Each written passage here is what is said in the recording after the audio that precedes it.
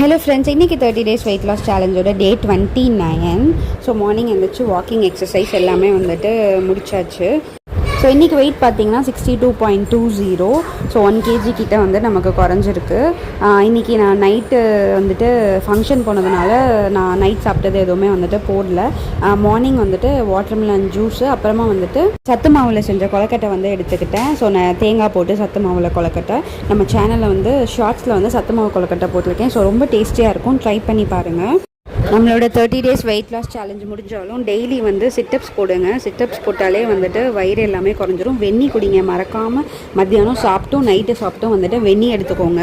28 and 29 டேஸும் வந்துட்டு நான் ஏற்கனவே எடுத்து வச்ச வீடியோ. இதை வந்து நான் லேட்டாக அப்லோட் பண்ணுறேன். வீட்டில் ஃபங்க்ஷன்னால 30 days என்னால் கம்ப்ளீட் பண்ண முடியல. ஸோ 29 டேஸோடு முடிச்சுக்கலாம். இந்த 29 டேஸில் வந்துட்டு 1 kg குறைஞ்சிருக்கு.